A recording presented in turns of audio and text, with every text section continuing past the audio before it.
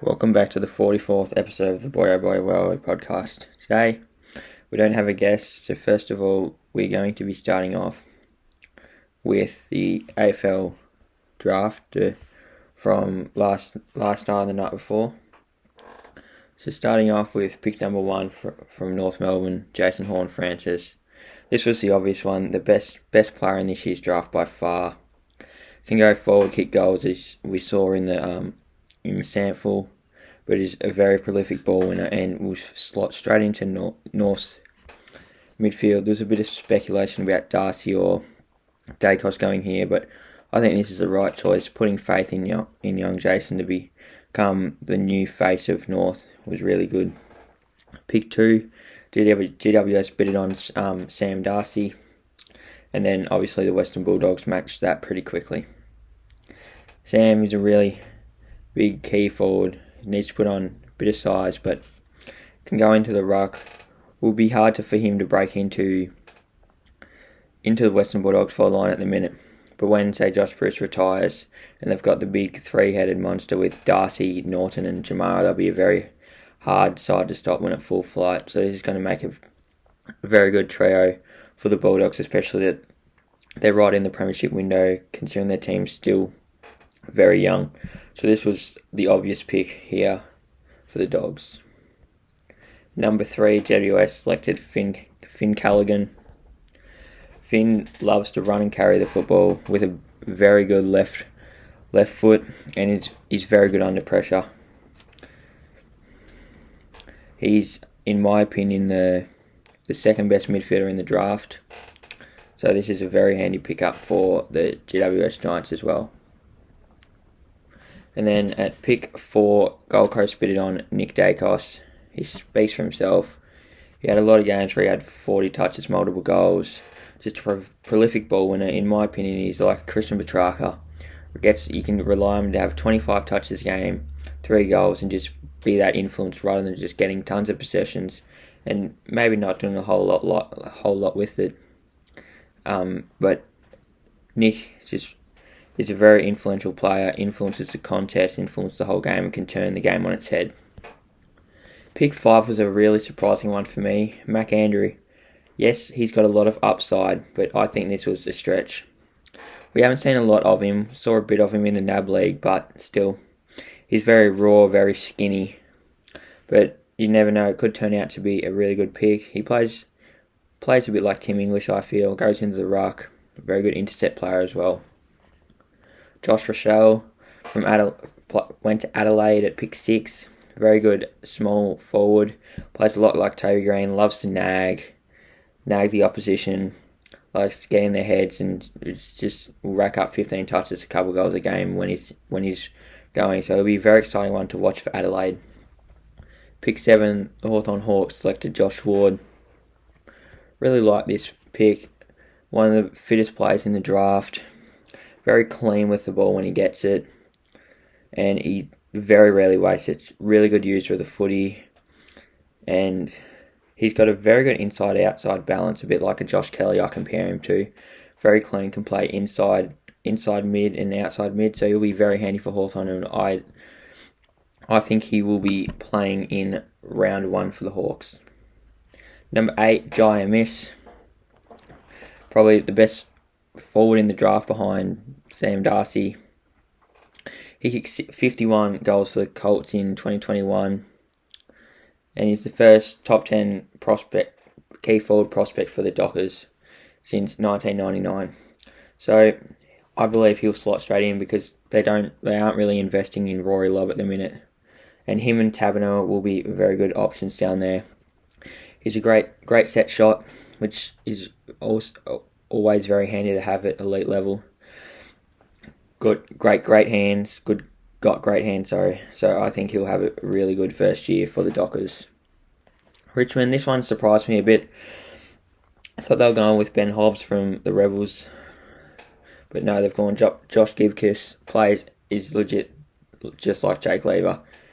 Play off his man, intercept, reads the ball extremely well.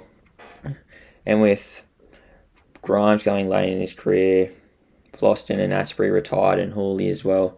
This is a really good pickup for the Tigers at pick 9. he'll really suit how they play. Really likes to take the game on. Neil Erasmus was another one where we thought we'd go at pick 10 to Freo. Really good mid forward that is just really good at finding the pill, can go forward, kick goals, and really is like a Nick Dacos, a really influential player, and can turn the game on its head. Nasiah Wanganeen Malira to the Saints at pick 11. Really like this guy's game. He's got a lot of dash, a lot like an Adam Sard, and with Brad Hill back there, this combo could be deadly. This that run and dash, he can move up to a wing, but you'd really like him to start your attacks when you're deep inside 50. He's the best kick in the draft, in my opinion. He's the most talented player in this year's draft. He could become anything, this young fella. Can play in the midfield, play on a wing, and play on half back. So he's that person that you want, bringing your ball out of your defensive 50. He's got the dash, elite speed, and very rarely turns the ball over. So this is probably the best pick that St Kilda could have had here. Number 12, Josh Sin, another halfback flanker with elite speed, and with that left boot of his, he's going to be really good for Port. They've got a few good young backs in Lockie Jones and Miles Bergman down there, but he might not get in there straight away, but I think he'll definitely play some games this year. Number 13, the steal of the draft. Everyone thought Hobbs was going top 10, but he went at pick 13 to Essendon. He's just a contested beast that just loves getting in and get his hands dirty. It's tackling beast. In my opinion, he plays a lot like Jack Steele, one of the premier ball winners in the comp, but also one of the best tacklers in the comp. So I think this is a very good pickup for Essendon. I think he plays from round one. You just can't help anyone that. I mean, it's what you want. Someone who's just goes in, goes hard all the time, and someone who's always putting pressure on the other midfielders. Moving on to pick 14, Campbell Chester. This one was a bit interesting. I thought they were going with Matt Johnson here, the big midfielder. But Campbell Chester, really good player. Really like the way he plays. Moving on to pick 15, a mature age recruit here, Lee Kalir. Don't know a whole lot about him, but he's still just a bit of a surprising one. No one really had him at 15. Moving on to pick 16, Darcy Wilmot from Brisbane, running back again. There's a lot of good backmen in this class, so I think he'll be a good pickup for them. And we'll skip a few picks, getting on to just some bolters and some ones that have... Moving on to pick 21, Matt Johnson. I just touched on him earlier. He was best on ground in the state grand final at the Colonel Razor at Optus Stadium. He was projected to go top 15, just a very good ball winner and good height for a midfielder. So he's a very good pickup for Freo. Josh Goda from North, another steal. Loves playing inside, loves getting his hands dirty and getting it, feeding it out. 23, Sam Butler. I had him going in the top 17, but he's fallen to Hawthorn at 23. So a very good pickup here for the Hawks. He plays a lot like his brother Dan. Great pressure, great ball use, and fitting into Hawthorn's forward line will be really handy. Mitch Nevitt going to Geelong at pick 25. Very handy footballer. Loves getting inside and getting the ball out, feeding it out. Gets a lot of contested footy. And he's another good pickup. Connor McDonald, I don't know why he wasn't hyped up a bit more, averaging 30 touches in the NAB League and 15 of them contested, so he can play inside and outside. Loves getting the ball on the inside, as you see, with averaging 15 contested touches, and can also hit the scoreboard. Tyler Sonsi from Richmond. He should have gone higher, definitely. I thought he should have gone first rounder. Richmond here are picking up really good players. Plays a lot like a Dusty in sense, and Cochin likes putting on pressure, gets a lot of the ball, and also can hit the scoreboard. Now moving on, tomorrow night we have the WBBL Final. Should be a ripper. Perth versus Strikers. Perth are in unreal form. If if you get out their top 4, which is Devine, well, their top 2, Devine and Mooney, you're a long way to winning. They're in sublime form. Adelaide with Tully McGrath. Tully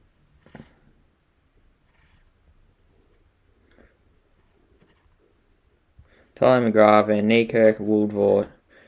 Then Van Niekerk's in extremely good form, hitting 41 the other night. They've also got Darcy Brown, Amanda Jade Wellington, who are bowling extremely well at the minute. And to knock off the informed Renegades in the other final was really good. Moving on to Ashes, something that's really hot topic at the minute. Obviously, Tim Payne has stepped away from the game and Pat Cummins has just been announced as Australia's new captain with Steve Smith as his vice. So I will go through what my 11 is for Australia, then England, and then my predictions.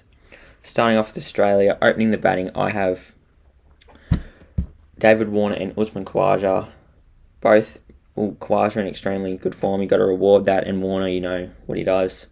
Labuschagne speaks for itself. Top 10 batter in the world, probably top 5 at the minute. Smudger, best batter in the world at the minute, batting at number 4. Number 5, I've got Marcus Harris. Just overhead at the minute. Harris, he had a few good scores, but that could change with Harris and Head. And then at number 6, I have Cam Green. Really good form at the minute in the One Days and the Sheffield Shield. Number 7, bit of a controversial one here for me. I have Jimmy Pearson. I really like the way he plays. Takes his time, but has a really good solid defence and can score runs as well. Number 8, Pat Cummins. Captain of, obviously, can bat, bowl, field, do everything really. Starkey at number 9, just over Jai Richardson at this stage. Lino at 10, the GOAT. You have to have him in there. And then at number 11, I have Josh Hazlewood. Now, moving on to the England squad. Opening the batting, I have Zach Crawley and Rory Burns. Zach Crawley's had a few good innings, but Rory Burns is the big one there. He's in pretty good form at the minute. Number 3, I have Joe Root, the captain. He's in very good form at the minute, dare say it, even being an Aussie. I just like the way he goes about it. Extremely good batter. 4, I have Darwood Milan. He's been playing some great cricket at the minute, so you've got to reward that. Number 5, Ben Stokes. Just does everything, bats, bowls, great fielder. Number 6, I have Johnny Bairstow. Can keep, but he's not my keeper in this sense. In my keeper at number 7, I have Ollie Pope. I really like the way he bats. Very underrated cricketer in my opinion. Number 8, I have Chris Wokes. Really good cricketer, can bat, and a very handy bowler. Number 9, I have Sam Curran, who's really good. I really like him. Great cricketer. Number 10, I have James Anderson. And number 11, I have Jack Leach, So that's my 11 for England. I believe the top run scorer in this series is going to be David Warner. He loves playing in Australia. And you should never doubt him. You look at that from what he did in the T20s. Just after a couple bad innings, he just turned it around just like that. And I think he can do that with his test form. He hasn't been in the greatest test form at the minute. But I believe that he's just going to turn it around. And I think out of the 5 games, I believe he'll make 400s. So I believe he'll hit form at the right stage. Most wickets is going to be Jimmy Anderson, I believe. Just the old timer, just knows where to put it. Just gets wickets for fun these days. And also, most dismissals will be Jimmy Pearson. So, behind the stumps. And I've got the series going 3-1 to Australia with 1 draw. Now I'm going to go through the NBA new segment on the channel. Really follow it really closely. So, I'm going to go through the standings and talk about each team. Starting with the Eastern Conference, Brooklyn Nets. Let's speak for themselves. The roster they've got there, Harden, I know Kyrie's not playing, KD, Patty Mills shooting the lights out at the minute, Marcus Aldridge playing some good basketball, and also Blake Griffin. They're a really hard team to stop when they get going. At the 2 seed, the Miami Heat, Jimmy Butler's just come back. Add that with Tyler Hero averaging about 20 a game. Bam putting up his 15 and 10 and 5 assists. And Kyle Lowry also playing some good basketball. They're going to be a really hard side to stop, especially defensively, come playoffs time. Chicago, one of my favourite teams to watch this year. You got Lonzo, Levine, Caruso, DeRozan, Vucevic. They're just unreal. Great side. Washington really surprised me this year. Kuzma's been playing some good basketball. Bradley Beal. Trez, probably 6th man of the year by far so far this year. So I think they'll fall off a bit, but they've had a good start. Charlotte, LaMelo, Bridges just been carrying that squad. Terry Rozier is finding some good form at the minute, which is good for him. And also Hayward's been very consistent. Milwaukee had a slow start because Middleton and Holiday out, but the defending champs, I think they'll win the East again this year. I think they'll beat Brooklyn in 7. Giannis is playing some very good basketball. Holiday had a really good game yesterday. And I really like the pickup of Grayson Allen. Very underrated. Playing some great basketball as well. New York, they've sort of fallen off a bit. Julius Randle's been playing some very inconsistent basketball. Hasn't been shooting the ball very well. D Rose been playing some good basketball. RJ Barrett been playing great. And Fournier, what a pickup he was for them. So he's really helped them out this year. Philly, fallen off. You see that when Embiid's not playing, Simmons isn't playing. I'll talk about my verdict on Simmons later. But when you got your 2 best players out, it's hard to win games of basketball. Tobias Harris been balling. Same with Tyrese Maxey, he'd be up there for most improved this year. Atlanta, Trey's sort of been adjusting to the new rules. Capel's been playing some good basketball. Overall, they're playing alright basketball, just not consistent enough. Boston, slow start. Really finding their form now, which is good for them. Tatum, Jaylen Brown, Rob Williams, defensive juggernaut. So they'll definitely be in the playoffs. Playoffs will play in seed. Cleveland, been playing some great basketball. Ricky Rubio turning back the clock. Mobley was playing good till he got injured. So yep, they've fallen off a bit. They started off well, but I think they'll end up to be the 13th seed. Toronto, led by Scotty Barnes, Freddie Van Vliet and Pascal. They've been playing some alright basketball of late. Scotty Barnes has just come back from injury, which will definitely help them. So hopefully they can get a few more wins. Indiana, Sabonis, he hasn't had the greatest of years so far. Chris Duarte, the rookie, been playing some unreal basketball and probably, in my opinion, the most underrated player in the league. Former Rookie of the Year, Malcolm Brogdon. Really been putting up good stats, about 25 and 7 a lot of the games. So that's good for him and good to get his teammates involved and be able to score the ball. Detroit, Cade's working into his work now. Jeremy Grant's playing some good basketball. They've been linked to Simmons, which I'll touch on that now. I think he'd really work well. You got Cade who can shoot. You got a few shooters around. Pick up some people in free agency. Add that defense and the playmaking, and don't have to rely on Cade and Killian Hayes for the playmaking all the time. So that would be a really good pickup for them, and I think that would get them up to probably a 12 seed if they picked up Simmons. In at 15th in the last place in the East is Orlando. Suggs hasn't been what everyone's hoped for. He's been extremely inefficient. Cole Anthony's playing some great basketball. They've just scraped 4 wins. Wendell's been shooting the ball well, so is Mo Bamba. So they're a young team that is in a rebuild. Hopefully they keep them all, because if they keep them, they'll become a very good side. Moving on to the Western Conference, Golden State. How good have they been? Without Clay, Steph's just been bowling, my MVP of the season so far. Jordan Poole playing some great basketball. Wiggins playing some great basketball. Poole's probably the most improved at the minute. Draymond is just doing what he does. Get his 10 assists. We're close to only about 6 points, 8 rebounds, but he's still playing some great defense as well. Phoenix in at 15. Chris Paul, Devin Booker, probably one of the best backcourts in the league. Chris Paul with your defense and playmaking, and Book's just ability to score the basketball. And then you got Aiden down low in the post, playing some great defense and also getting about 16 a game. Utah, Rudy Gobert in the paint, just blocking everything.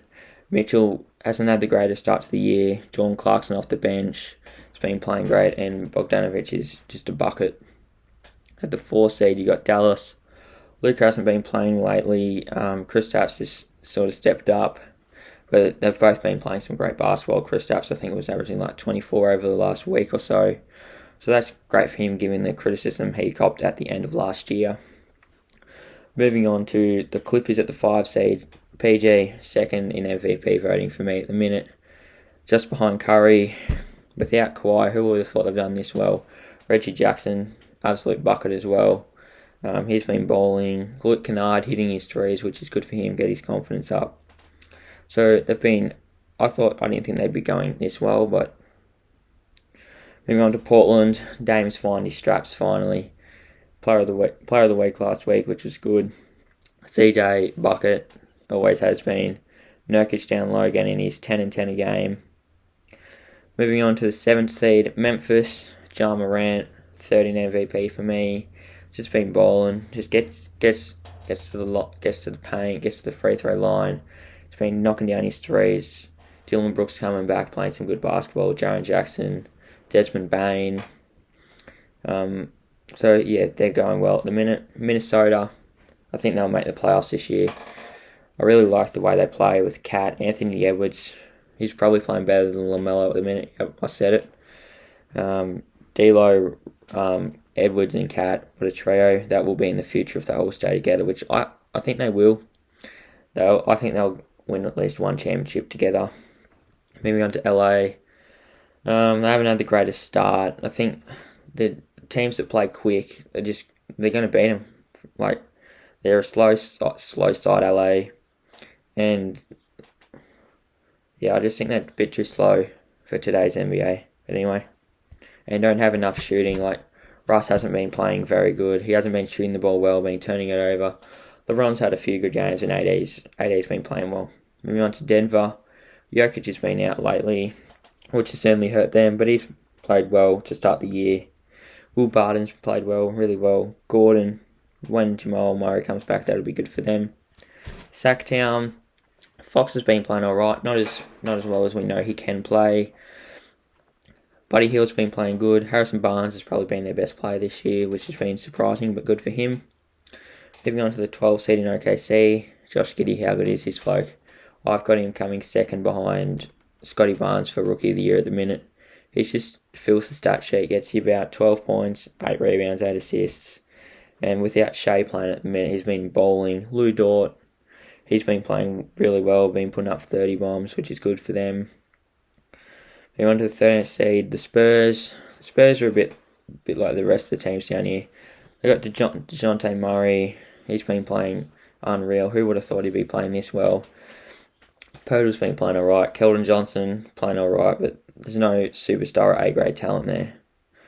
Moving on to New Orleans. They need Zion back. They need him to trim down and actually come back and play basketball instead of eating too much food. Ingram's been playing well. I really like Devontae Graham. That's a really good pickup they got there. And Valanciunas was a good pickup as well. Moving on to Houston, Jalen Green hasn't been what everyone thought he'd be. KPJ's been playing really good, I think. Christian Wood playing some great basketball as well. So I think they're on track to be the worst team in NBA history, but I don't think that'll happen. I think they'll get a few wins when Jalen Green will heat up against one of the lower sides or teams that are resting their superstars. And I think he can lead them. Him and Christian Wood and Kevin Porter Jr. can lead them to a couple wins. My playoff predictions at this point is going to be Brooklyn, not in order, just who's going to make them from East Conference. Brooklyn, Miami, Chicago, Milwaukee, New York, Philly, Atlanta. I think that's 7. And then for the West, we've got Golden State, Phoenix, Utah, Dallas, Minnesota, LA, Denver, and then I'm going to go the Clippers. My top 3 at MVP at the minute is Steph Curry, Paul George, Ja Morant. Defensive player, Giannis, Rudy Gobert, and then Bam. And most improved, Tyler Hero, Miles Bridges, and Desmond Bain. And then Rookie of the Year, Scotty Barnes, Josh Giddey, and Chris Duarte. That's everything for this week's episode. Hope you all enjoyed covering all different sports around the world at the minute, and thank you.